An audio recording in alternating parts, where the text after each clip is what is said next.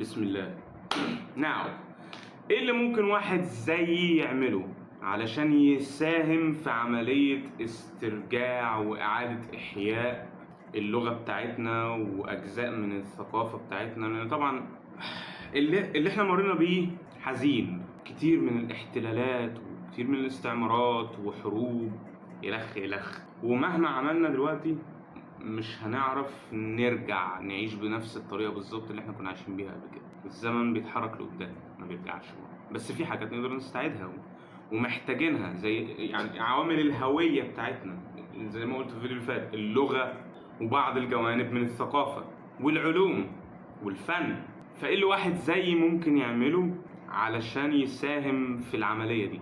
اولا انا اتعلمت انجليش لوحدي، رباني كده من غير اخد كورس مثلا او حاجه زي كده، وبتكلم كويس، مش perfect but I'm not speaking a broken language with an Egyptian accent either. فانا ممكن اساهم في الجزء ده من عمليه استرجاع الهويه بتاعتنا، الجزء اللغوي. وكمان انا رجعت ارسم الفتره دي، كنت برسم وانا صغير، وقفت كتير تاني زي ما قلت برضه في فيديو الفتح، الحياه صعبه anyway. بتعلم دلوقتي ارسم بالطريقه اللي كان بيرسم بيها اجدادنا، اللي هي الطريقه الانشنت ايجيبشن، الطريقه المصريه القديمه دي. وبما ان الخط الهيروغليفي اللي كانت بتتكتب بيه اللغه المصريه القديمه بتاعتنا برضو عباره عن رسومات، فكده ممكن العبد لله يساهم في الجزء ده برضو من عمليه الاسترجاع دي، من عمليه اعاده الاحياء دي. جانب الكتابه الهيروغليفيه اللي جزء من اللغة، من الجانب اللغوي، والجانب الفني في الثقافة بتاعتنا. وانا بحاول افكر ايه تاني برضو ممكن اساهم فيه، بس دلوقتي اولا مش عارف. لكن عموما اي حاجة ربنا يقدرني عليها هحاول اعملها، اللغة، الفن، اي حاجة تانية، حتى لو بس قدرت ان انا استوعبها شوية اتكلم فيها، بعض الحاجات في العلوم، لان انا مش عبقري. بس نوع تاني، هي دي بصراحة، الجملة دي بتختصر كل حاجة اللي ربنا قدرنا عليه اعمله. وطبعا هعمل برضو فيديوهات عن الموضوع ده. يعني طبعا الفيديوهات بتاعتي مش تبقى كلها عن بس مصر القديمة، انا بتكلم عن العاب، حاجات كمان وحاجات مالهاش اي علاقة خالص بالموضوع دوت. بس هي ايه يعني، انا مش هعقد نفسي قوي، هشارك الرحلة اللي بحاول امشيها دي. نعم، لما نحاول نتكلم عن الجانب اللغوي، على الاقل بالنسبه لي، واحد متواضع ما يعرفش، مش متخصص، بس من اللي انا قدرت افهمه عن تاريخنا وعن لغتنا، ان في 4 نسخ اساسيين. اول نسخه اتعملت لما اجدادنا اصلا عملوا اللغه المصريه، وده كان في عهد المملكه القديمه، لان كان في يعني هي الامبراطوريه المصريه تاريخها متقسم لما كانت موجوده ل3 عصور: قديم، متوسط، وحديث او متاخر مش حديث، لان هو ده اللي كانت بدات فيه بقى الامبراطوريه تنزل، لحد ما واحده بالتدريج وبعمليه بطيئه، وخدت مئات السنين، الاف كمان، انتهت فيهم. انا اصلا اتفاجئت لما عرفت ان اخر مره كتبنا بالنص الهيروغليفي كانت من 1500 سنه بس، مش من كتير. يعني اجدادنا فعلا حاولوا يحفظوا الثقافه بتاعتنا، لان هم كمان قالوا، انا مش فاكر النص ده كان مكتوب فين بالظبط، بس يعني ما معناه، او اللي انا فاكره، ان ما تنسوش اللغه بتاعتكم، لو نسيتوا اللغه هتنسوا الثقافه بتاعتكم كلها، وده اللي حصل فعلا. المهم، في 4 نسخ اساسيه: القديمه اللي اتعملت فيها اللغه، المتوسطه اللي هم طوروا فيها اللغه وعملوها بشكل مثالي، وهي دي اللي ما كانوش عايزيننا ننساها، وبعد كده اللي اتعملت في المملكه المتاخره، ودي بقى اللي بدا يدخل فيها تغيرات خارجيه، وبدانا ننسى هويتنا من الجزئيه دي. وبعد كده اثناء حكم الاغريق لمصر اتعملت اللغه القبطيه. تاني كلمه قبطيه معناها مصريه اصلا، فكلهم نسخ من نفس الكلمه قبطيه كلهم.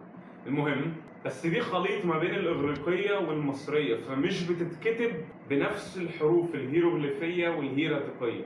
الهيروغليفية هي رسومات، والهيراتيقية هي تبسيط لنفس الرسومات بتاعت الهيروغليفية، بس عشان نعرف نكتبها أسرع في الرسائل، في معاملات يومية. فالهيروغليفية والهيراتيقية طريقتين مختلفتين لكتابة نفس اللغة. القبطية بتتكتب بطريقة مختلفة، فلو واحد زي عايز يعمل على تعلم اللغة المصرية القديمة بتاعتنا، محتاج اتعلم واحدة من ال3 نسخ اللي بيتكتبوا بالهيروغليفية والهيراتيقية.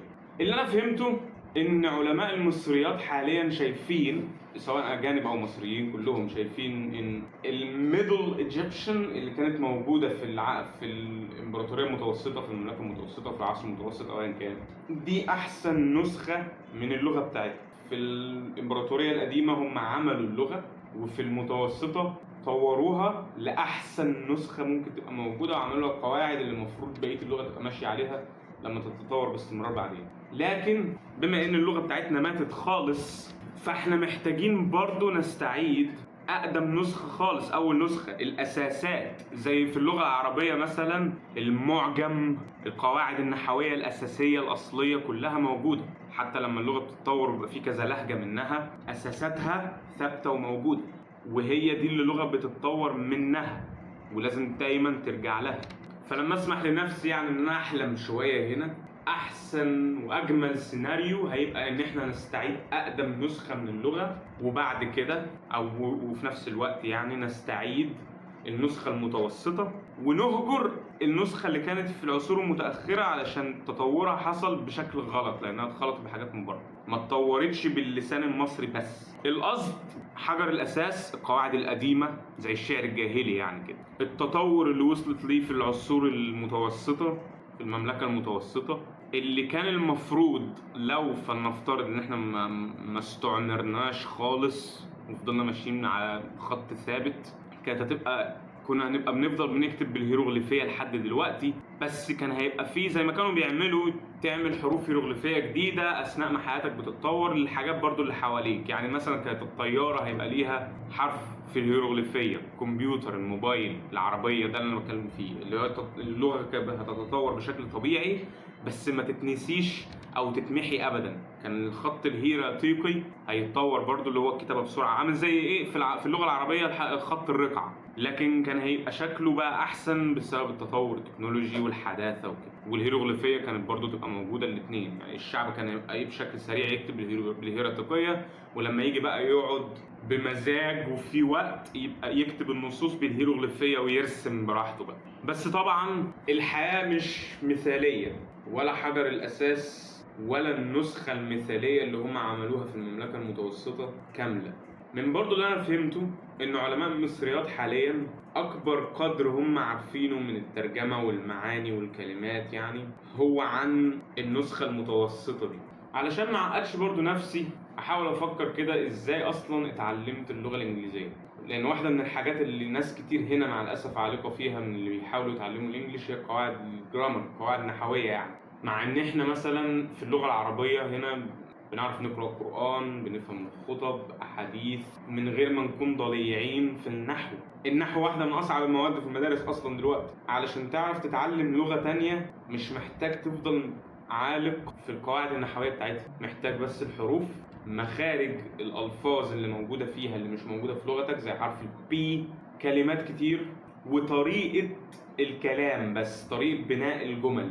مش لازم القصد هنا هي قواعد نحويه بتشرح ليه الجمله مبنيه كده، بس علشان نتكلم اللغه دي مش محتاجين نعرف القواعد والفيزياء اللي حاكمه المنطق اللغوي ورا كل جمله بالتفصيل والاعراب. محتاجين بس نعرف الجمل ماشيه اصلا ازاي، المنطق بتاعها ايه، بالممارسه. لان المنطق ممكن نتعلمه بمجرد ممارسه اللغه من غير ما نتخصص في القواعد اللي هو ماشي بيها. فعلشان اتعلم لغه تانية محتاج امشي على نفس الريتم ده.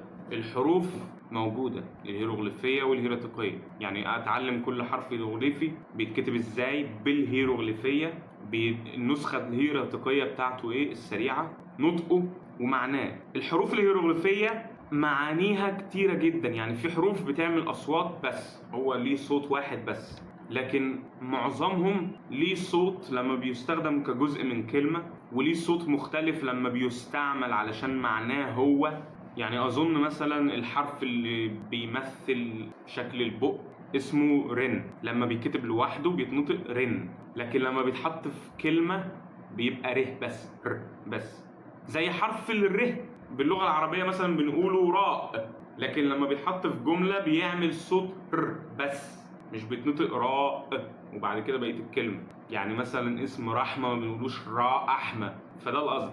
لا أنا اتلخبطت هنا ما بين الحرف ده وما بين الكلمة دي بتتنطق رن، معناها اسم. هي طبعا احنا مش عارفين هي بالظبط بتتنطق ازاي، هي احنا عارفين بس الر والنون، ممكن تكون بتنطق رن او رن او ايا كان بقى مش عارفين. المهم يعني انا اتلخبطت ما بينها وما بين الحرف نفسه بيتنطق راء، وغير معناه ان هو بق ممكن يكون ليه معاني تانية. بيمثل بدل ما يمثل بق بيمثل فعل الكلام اصلا، او ان دي حاجة حد قالها، فممكن يكون بيتكلم او قال. فمحتاج برضو ان انا اتعلم كل معنى جوه الحرف الهيروغليفي ده، كل حاجة هو بيمثلها. فبدل ما اقعد، لان احنا زي ما أنا لسه قايل، الحروف، مخارج الألفاظ، كلمات كتير، وقواعد بناء الجمل. هي المشكلة، أكبر مشكلة هنا هي في الكلمات، بالأخص نطق الكلمات الكاملة وطريقة بناء الجمل، المنطق اللي حاكم الجمل كانت بتنطق ازاي. يعني من الآخر نطق الكلمات والجمل مش نطق الحروف. فبدل لو أنا فضلت أفكر في الجزء اللي ناقص المكسور ده، اولا الموضوع الواحد هيفضل حزين على التاريخ وعلى اللي حصل لنا، وثانيا مش هتعلم حاجه. فمحتاج ابدا باللي موجود. ايه اللي موجود ومعانا دلوقتي؟ الحمد لله يعني ان الحروف الهيروغليفيه معظمها اترجم ومعروف.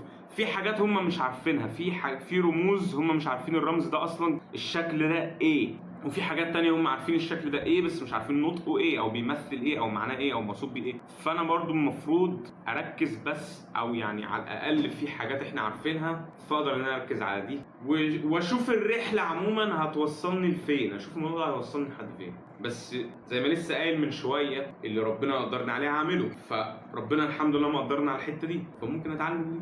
انا املي في ربنا كبير، ان شاء الله هنعرف نسترجع اللغة بتاعتنا من تاني والهوية بتاعتنا من تاني، وندمج الحاجات دي مع الطريقة اللي احنا عايشين بيها دلوقتي. كل اللي ربنا قدرنا عليه اعمله يا رب.